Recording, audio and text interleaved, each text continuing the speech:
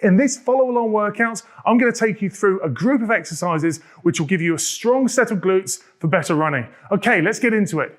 Okay, we're actually going to start with a little bit of hip mobility work, because any tightness through the hips, particularly around the front of the hips through your hip flexors, can actually start to inhibit your ability to switch those glutes on and be able to actually use them properly through these exercises. So we're going to start out really simply, 1 foot up on what could easily be a chair or a box. Obviously I'm using a box here, but this could be a kitchen chair, anything, so that your knee is up at about hip height. From there, I don't want you simply just to lunge forwards.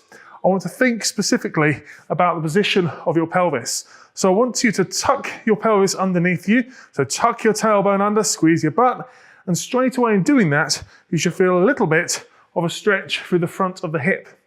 From there, what I want you to do is just hold this for about 10 seconds, not very long. We're not turning this into a big static stretching routine, trust me. But then I want you to relax those glutes, allow your pelvis to drop back into its normal position, and squeeze again, reset the position. Off and on, off and on. Every time you should feel like you're just tucking your tailbone underneath you. Every time you squeeze your glutes, and you can even make it more effective by drawing your belly button in at the same time, just to engage your core and again further control that pelvic position. So that's the movement. We're going to go through 20 of these.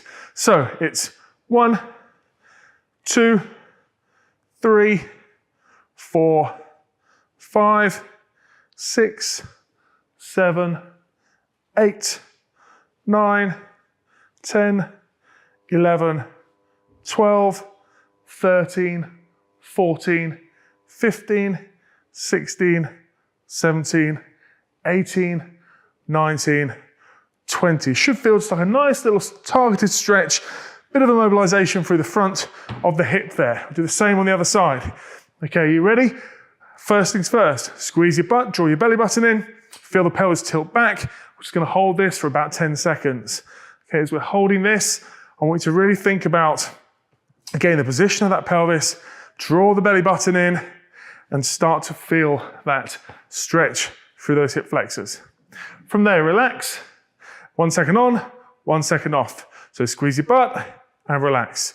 3, 4, 5, 6, 7, 8, 9, 10, 11, 12, 13, 14, 15, 16, 17, 18, 19, 20. It's only a small movement, only about an inch or so's movement. It's certainly not a big lunging, bouncing movement. It's just a very small controlled movement around the pelvis. But now that should feel like, if anything, you're a little looser around the hips, and you're definitely a lot more ready for what we're about to do, which is our first main activation exercise, which is donkey kicks. So we're going to be down on all fours. So in this position on the floor, we're at wrists underneath shoulders, knees underneath hips. We're going to look to keep roughly 90 degrees at the knee here. From this position, I want you to focus on driving the heel up towards the ceiling. But as I do so, if you just watch me do it for a second before you try, look at the position of my low back. I'm not arching my low back. Okay, I'm trying to keep this as still as possible and really isolate the movement to come from the hip. So imagine you have a tray of drinks on your back. You don't want to spill any drinks. We're going to drive up, feel the squeeze in those glutes, and come down. We're going to do 10 on one, 10 on the other. You ready? Okay, let's go. 1, 2, 3, 4, 5, 6, 7, 8, 9, and 10. Again, you'll notice that I'm not lengthening the leg out behind me. I'll be very specific about keeping this a short lever here, because the short nature of this lever means those hamstrings can't really get involved. Keeping those hamstrings out of it, driving the heel up, means that we isolate those glutes far more effectively. Let's do the other side. Okay, ready? From here, drawing heel up towards the ceiling. 1, 2, keep your belly button pulled in, keep that tray of drinks nice and still on your back. 4, 5, 6, 7, 8, 9, and that's 10. Now, that specifically as an exercise, those donkey kicks, driving back into hip extension, it's more about glute max, the big one of those butt muscles, the most powerful one of those butt muscles, but we can't ignore muscles like glute med. So while we're doing these slightly more isolated exercises, really focused exercises, let's throw one in for glute med itself. I'm going to get you lying on your side. Okay, what I want you to do is actually cradle your head with your hand. Okay, so you're here, bottom leg is bent up underneath you. From this position, again, there's some real common cues you're going to hear me talking about during this workout. We want to maintain the position of the pelvis, so draw belly button in, but then with this top leg, I want you to think about drawing a straight line up with your heel and then back with the heel. So it's up, then back. We're going to hold this for 10, 9, 8, 7, 6, 5, 4, 3, 2, 1. And we're going to do that 5 times through. So you've seen me do it. Now let's start with your set of 5, 10-second holds. Okay, we ready? Okay, up and back. 1, 2, 3, 4, 5, 6, 7, 8, 9, 10. In and back down. Okay, up and back. 10, 9, 8, 7, 6, 5, 4, 3, 2, 1. In and back down. Let's go again. Up and back. 10, 9, 8, 7, 6, 5, 4, 3, 2, 1. In and down. If you begin to feel this in your lower back, again, just focus on that pull in of the belly button and just make it a slightly smaller movement with the leg. So we're up and back. 10, 9, 8, 7, 6, 5, 4, 3, 2, 1. We've got one more on this side. You should really be feeling it in those glutes on the top leg. And back we go. 10, 9, 8, 7, 6, 5, 4, 3, 2, 1. In and down. Okay, let's do the other side now. So same setup, opposite side. Cradle the head with your hand. Belly button drawn in. Controlling that position of the pelvis. Lower back nice and neutral.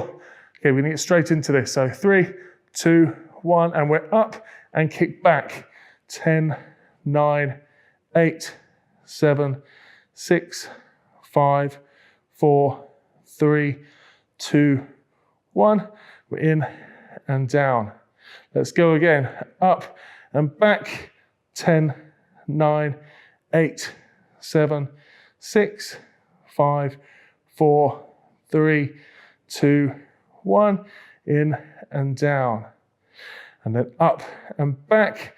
10, 9, 8, 7, 6, 5, 4, 3, 2, 1. In and down. Up and back. 10, 9, 8, 7, 6, 5, 4, 3, 2, 1. In and down. One more of these. Up and back. 10, 9, 8, 7, 6, 5, 4, 3, 2, 1. In and down. Wow, really feeling that through glute med on the side of the hip there. The next exercise, we may as well stay on the ground. Okay, you saw me in a previous workout, or in many previous workouts, doing your standard glute bridge, but I want to show you a variation of a glute bridge. So from here, I want you to think about drawing your heels in towards your butt for the same reason we spoke about earlier. With a glute bridge, if we're here, we've got more of an open angle at the knee, longer lever from the hip, those hamstrings often want to get involved. Close in, heel towards butt, it's going to be more glutey, less hammy. From this position, lower back into the ground, tilt the pelvis up, peeling your spine off the ground from coccyx upwards, clenching your butt, lifting up towards the ceiling.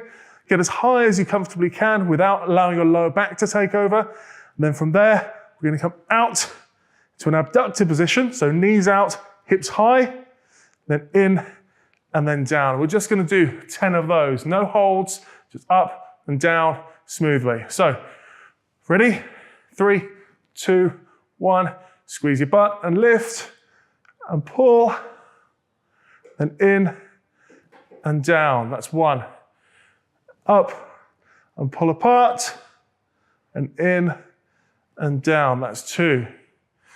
Up, pull apart, and in and down. That's 3. Up, pull apart. As you pull apart, you can always get that extra inch, pushing the hips up towards the sky. In and down, that's 4. Up and pull apart, hips up. Good, good. And in and down, that's 5. Again, rolling the hips up, the lower back up off the floor. Pull apart, still driving through the heels. In and down, that's 6. And drive through the heels again. We're not sacrificing the quality of the bridge just to get to this position. And then in and down, that's 7. 3 more. Drive, drive, drive, hips up. Pull apart, hips up a little further if you can. Really focus on that being a glute squeeze rather than lower back. And down, that's 8. Up and apart. Good, good. That's 9. 1 more coming up to finish these off. And pull. Okay, and that's 10. In and down. Good job. You should really be feeling that now through those glutes in particular. Now, again, people often discount these ground-based glute exercises, saying that we're runners, we need to be doing weight-bearing glute exercises because that's what teaches our bodies to use our glutes while we're running. Completely agree, but we've got to be careful not to throw the baby out with the bathwater with this. Those ground-based exercises are fantastic for teaching your body how to actually switch those muscles on, how to engage them in the first place, and teach you particularly what it should feel like. From there, as well as obviously build that isolated strength, from there we can jump up into these more functional weight-bearing exercises. The first one I want to show you, it's a bigger movement, it's more challenging, is a reverse lunge. So from here, I'm going to start out in this kind of running man position. From this running man position, I simply want to touch back pretty much as far behind you as you can, bend both knees, and then from here we're driving the heel into the ground to come back up. This is an important aspect of it. Driving the knee up and through helps position the pelvis properly so that, again, we can get a proper squeeze through glute max. The single leg element of it forces you to work harder through glute med in particular to provide that stability. So from there, we're down and up. Are you ready? Doing 10. Back and drive the knee through. 1, 2, 3, 4, 5, 6,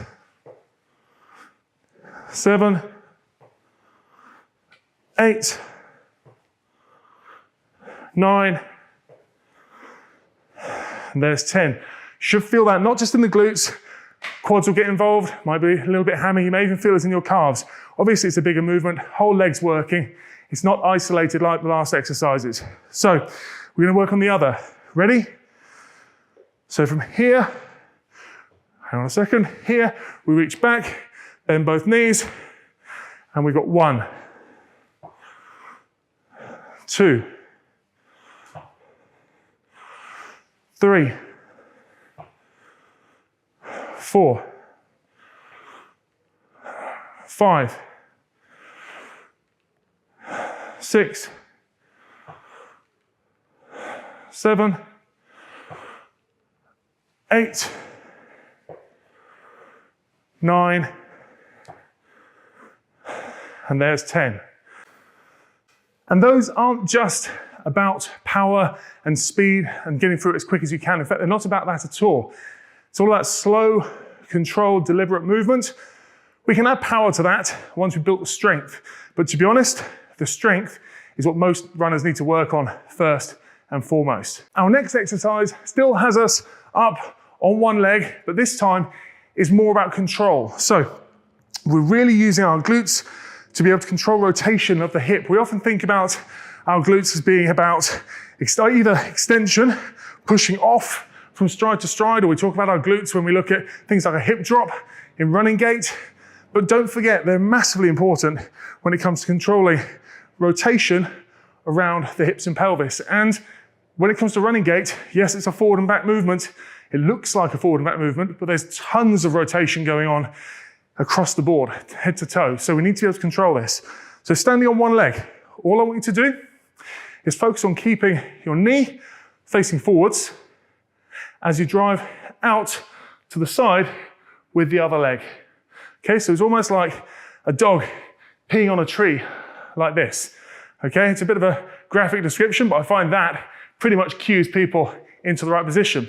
What you can do, if you find that challenging, is use a little bit of a finger touch on a wall or an upright like this to give you that little bit of assistance. So we can be here and we can turn out and back.